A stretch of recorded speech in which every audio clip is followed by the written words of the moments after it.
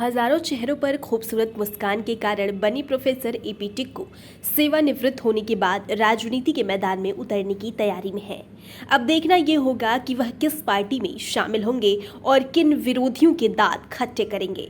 हालांकि वह सेवानिवृत्त होने के बाद और राजनीति में जाने से पहले कुछ समय तक राष्ट्रीय दंत चिकित्सा आयोग में काम करने की मंशा भी जता चुके हैं। किंग जॉर्ज चिकित्सा विश्वविद्यालय के फैकल्टी ऑफ डेंटल साइंस के पूर्व डीन और कंजर्वेटिव डेंटिस्ट्री एंड एंडोडोंटिक्स विभाग के विभागाध्यक्ष प्रोफेसर एपी टिक्कू आज किसी परिचय के मोहताज नहीं है। सिर्फ डॉक्टर होने के कारण ही वह प्रसिद्ध नहीं है, बल्कि साफ नीयत और नेक इरादे के चलते वह लोगों के दिलों पर राज कर रहे हैं। प्रोफेसर एपी टिक्कू उत्तर प्रदेश में ही नहीं बल्कि पूरे भारत में दंत चिकित्सा के क्षेत्र में सबसे प्रसिद्ध और सम्मानित लोगों में से एक है। वह खुद भी मानते हैं कि यह मुकाम उन्होंने केजीएमयू में गरीबों और जरूरतमंदों की सेवा कर पाया है। वह मौजूदा समय में डेंटल साइंस के क्षेत्र में काम कर रहे हैं। डॉक्टरों के लिए कहते हैं कि मरीजों का भरोसा बनाए रखें। प्रोफेसर एपी टिक्कू इसी साल दिसंबर में सेवानिवृत्त हो रहे हैं। आइए डॉक्टर एपी टिक्कू से आपको रूबरू करवाते हैं। आपने सर एजुकेशन कहाँ से ली है लखनऊ में? हमारी प्राइमरी एजुकेशन जो है वो मैं 12 साल तकरीबन कॉल्विन तालिकदास में पढ़ा हूँ लखनऊ में। उसके बाद मैंने अपना बीएससी लखनऊ विश्वविद्यालय से किया था।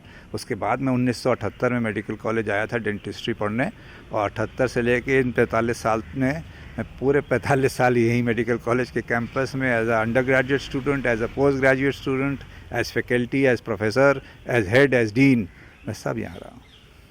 अच्छा, कैसे आपका इस क्षेत्र में आना कैसे हुआ? आपने सुना कि मेडिकल की जो है परीक्षा, हमारे डेंटल के जो है फील्ड की परीक्षा को आपने सुना? हम तो तब ज़्यादा इसके बारे में नहीं हमें पता था, लेकिन हमारे पड़ोस में हमारे रहते थे डॉक्टर टी.एन. चावला, जो हमारे गॉडफादर भी रहे, और वो डेंटिस्ट्री के बहुत फादर फिगर थे, बहुत अच्छे वो थे प्रोफेशनल। ये एडवाइस उनने मुझे करी थी। आगे का 40 साल देखते हुए उनको समझ में था कि ये डेंटल प्रोफेशन उस वक्त तो एक नीचे स्तर पे था, लेकिन उनको पता था कि ये डेंटल प्रोफेशन बहुत आगे जाएगा। तो उन्होंने मुझसे कहा था कि सिर्फ डेंटिस्ट्री का एग्ज़ाम दो, एंट्रेंस का, मेडिकल का ना दो, और मैंने ऐसे ही किया था। एक जो उस समय की जो चुनौतियां थीं जब आप लोग दंत चिकित्सा के क्षेत्र में आए पढ़ाई करने के लिए, तो कितनी मतलब कठिन परिस्थितियां थीं? किस तरह से? बहुत ही प्रिमिटिव टाइम की डेंटिस्ट्री थी वो, और ना औजार थे, ना मशीनें थी, और बाहर से आने में बहुत दिक्कत होती थी, और ना मटेरियल था अच्छा। और हम लोग करीब 20-25 साल विदेशी देशों से पीछे थे। वो परिस्थितियां बहुत फ़र्क थीं, लेकिन आज की तारीख ऐसी है कि हम उन लोग से आगे हैं। सब चीज़ यहाँ है, हम लोग के पास हर चीज़ अवेलेबल सरकार कराती है। हमारी जो मेडिकल एजुकेशन की जो डिपार्टमेंट है और यूनिवर्सिटी हर चीज़ दिलवा देती है, फंडिंग करती है। और हमारे पास दुनिया का हर इंस्ट्रूमेंट, हर मटेरियल अवेलेबल है जो दुनिया में कहीं भी अवेलेबल है, अच्छे से अच्छा अवेलेबल है। तो हम किसी से पीछे नहीं हैं, सबसे आगे हैं, क्योंकि वो अगर 4 मरीज़ का इलाज एक दिन में करते हैं तो हम लोग 200 का करते हैं। वैसे भी सर उत्तर भारत में केजीएमयू जैसा जो दंत चिकित्सा के जो विभाग है, वैसा विभाग प्रदेश में या उत्तर भारत में कहीं नहीं दिखाई पड़ता। नहीं, आपने बहुत अच्छी बात करी। ये जो नंबर 1 का स्टेटस है डेंटल का, केजीएमसी का, केजीएमयू का, ये आज का नहीं है। ये 50 साल से नंबर 1 है कंट्री में, और कभी नीचे नहीं आया। आज भी उसकी रेटिंग नंबर 1-2 पे ही है। तो इसके पीछे क्या कारण मानते हैं कि किस तरह से जो है यहाँ का जो विभागीय डिज़ाइन का एक व्यवस्था रही है, या जो और चीज़, किस चीज़ को मानते हैं आप? ये हमारे जो गुरु लोग रहे, और फिर हम लोग रहे, और फिर हमारी जनरेशन रही, और फिर हमारे जो जूनियर जनरेशन है, सबको एक ट्रेडिशन सिखाया गया है कि सिंसेरिटी और ऑनेस्टी से काम करना है, मरीज़ का ट्रस्ट नहीं बिट्रे करना है, मरीज़ का बेस्ट पॉसिबल काम करना है। और यहाँ इतना मरीज़ आता है कि काम में सब लोग स्किल तो डेवलप कर ही लेते हैं, सबको बहुत स्किल आती है यहाँ। तो यहाँ का बच्चा भी जब जाता है बाहर तो अपने शहर में सबसे बड़ा प्रैक्टिशनर यहाँ का आदमी है, सब बड़ी टॉप पोस्टों पे यहाँ का पास आउट है, क्योंकि केजीएमसी का पूरे दुनिया में नाम है, डेंटिस्ट का भी और मेडिकल साइड का।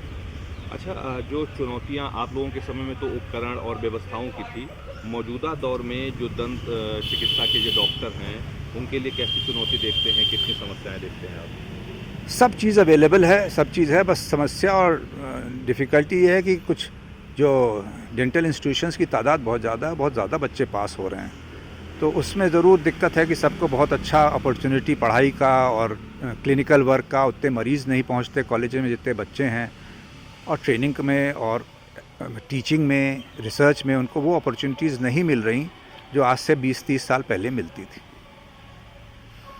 जो मौजूदा दौर चल रहा है और अभी आपने लोग जो है कुछ पाते हैं या कुछ करते हैं या कुछ सीख जाते हैं, आपके भी क्षेत्र में जैसे चिकित्सा के क्षेत्र में, तो लोग जो है विदेश जाना ज़्यादा पसंद करते हैं। आप जो है गए तो विदेश कई बार, लेकिन रुके नहीं, ऐसा क्यों?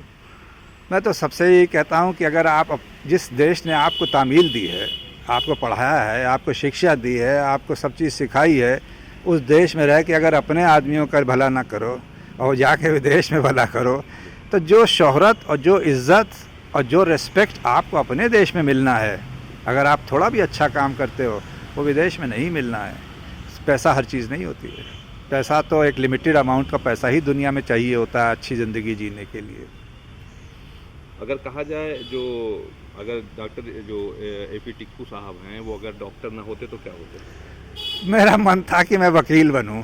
अगर मैं बीएससी करके इसके एंट्रेंस एग्ज़ाम में ना आता ग्रेजुएशन के बाद, तो मैं 100% लॉ ही करता लखनऊ यूनिवर्सिटी से। अब मुझे उम्मीद थी और मुझ में टैलेंट था और एप्टीट्यूड थी कि मैं अच्छा वकील भी बनता, और शायद अगर आगे अपॉर्चुनिटी मिलती तो अच्छा जज भी बनता।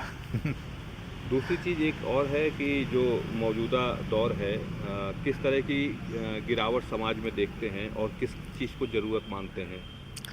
हर चीज़ की समाज में तरक्की हो रही है, सब चीज़ एडवांसमेंट है, सिर्फ ह्यूमन टच में कमी आ गई है, ह्यूमन रिलेशंस में कमी आ गई है।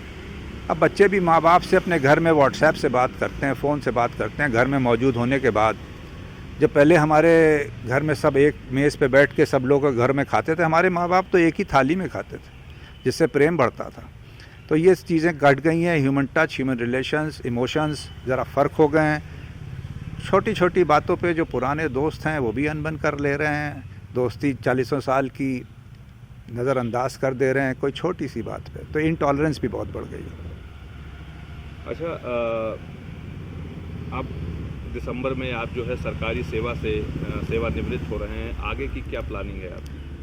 मैं तो कंट्रीब्यूट करना चाहूँगा, मेडिकल कॉलेज में नहीं, वहाँ तो मैं एक्सटेंशन का को नहीं है, लेकिन मैं डेंटिस्ट्री में जो भी अगर अच्छा कोई मुझे अपॉर्चुनिटी मिल गई सेंट्रल गवर्नमेंट में, या कोई नया जो नेशनल मेडिकल डेंटल कमीशन आ रहा है उसमें कोई चांस मिल गया, तो एक नेशनल लेवल का वो बॉडी है, पूरे देश में हम डेंटिस्ट्री के लिए कुछ अच्छा कर सकते हैं। अगर वो अपॉर्चुनिटी मिल गई तो उसको मैं ज़रूर करूँगा। और नहीं तो मेरा मन थोड़ा पॉलिटिकल भी है, पॉलिटिकल मेरे वो भी है, मेरा माइंड है, और हो सकता है पॉलिटिक्स में अगर कोई अच्छा अपॉर्चुनिटी मिला तो मैं वो भी कर सकता हूँ। थोड़े अपने शौक़ क्या क्या हैं आपके? मेरे बहुत से शौक़ रहे, मैं कभी बोर नहीं होता। मैं पतंग भी उड़ाता था बचपन में, आज भी उड़ाता हूँ, अभी भी उड़ाता हूँ। मैं क्रिकेट बहुत साल खेला हूँ, 45 साल क्रिकेट खेला हूँ, अच्छा स्तर पे खेला हूँ। मैं गोल्फ़ खेलता हूँ। मैंने भी 60 साल की उम्र में घुड़सवारी सीखी, मैं अच्छा घुड़सवार भी बन गया हूँ। मैं एडवेंचर स्पोर्ट्स में बहुत इंटरेस्टेड रहता हूँ। मैं वाइट वाटर राफ्टिंग करता रहा, मैं ट्रैकिंग करता हूँ, माउंटेनियरिंग करता हूँ, पावर ग्लाइडिंग करता हूँ। कभी कभी जब मौका मिलता है तो मेरा मन रिस्की और रिस्क लेने को मेरा मन करता है, और थ्रिल मुझे रिस्क से मिलता है। और मैं बच्चों से, स्टूडेंट से और सबसे कहता हूँ कि बगैर रिस्क लिए लाइफ में आगे छलांग नहीं लगा पाओगे। एक कैलकुलेटेड रिस्क हमेशा लेना ज़रूरी है, और जो लेगा वही आगे जाएगा। फिल्में किस तरह की पसंद है? कॉमेडी की। मुझे गोविंदा बहुत अच्छे लगते थे और कॉमेडी करते थे, और मुझे अमिताभ बच्चन की फिल्में बहुत अच्छी लगती थी, सभी को अच्छी लगती थी। और अगर कोई फिल्म, अगर कोई कहे कि आपके नाम पे अगर कोई फिल्म बने तो मैं तो उसका नाम क्या होगा, तो मैं तो कहूँगा मुकद्दर का सिकंदर। अच्छा, एक जो है कुछ संदेश जो देना चाहते हो आप?